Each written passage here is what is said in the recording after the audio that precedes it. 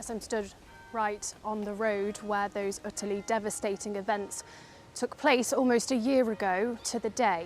You can see how quiet it is, surrounded by independent shops and businesses. We often talk about the effect of these kinds of cases on the local community, but this one really shook Boston to its core.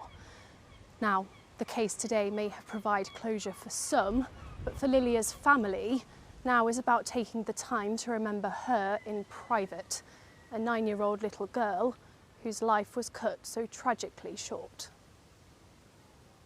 These are the final haunting moments of Lilia Valutyte's life. As she plays hula hoop outside her mother's shop on a quiet street in Boston town centre, David Askibas stands off camera, watching.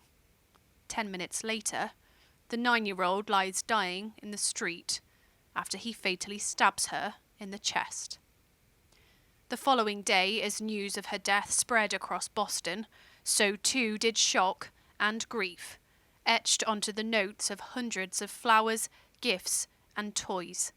Lilia and her family were in the hearts of those across this market town, but her killer was still on the loose.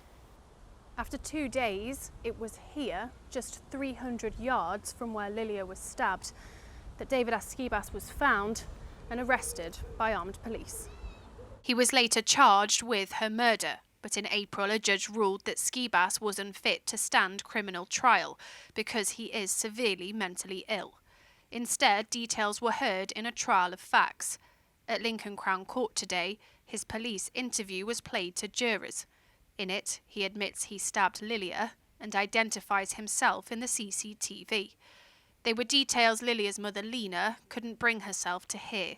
She chose not to attend court, telling me back in April of her priority to remember Lilia.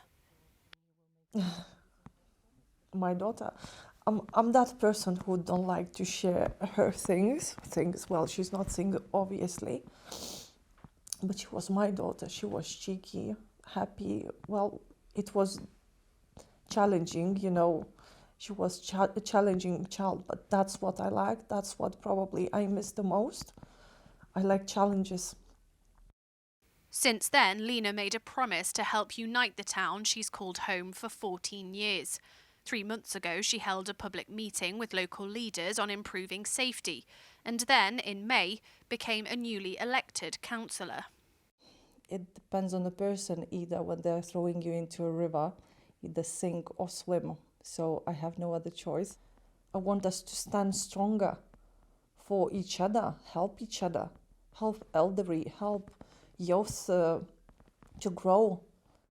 Alongside her drive to help others, Lilia remains at the centre of her thoughts, fundraising for a statue in her memory and a mural she designed alongside those behind the Boston mosaic. Lena's determination to join the council and to talk about ways of making it less divided in this place.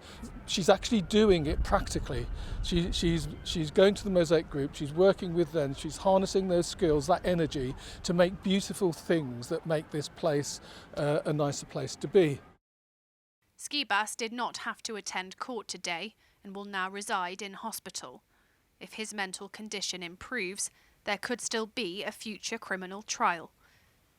Back in Boston, at the place where Lilia lay, her family have painted a wall of colour. It is a reminder of the joy she brought into the lives of those who knew her, and of the bright legacy her mother is now fighting for. Amelia Beckett, ITV News.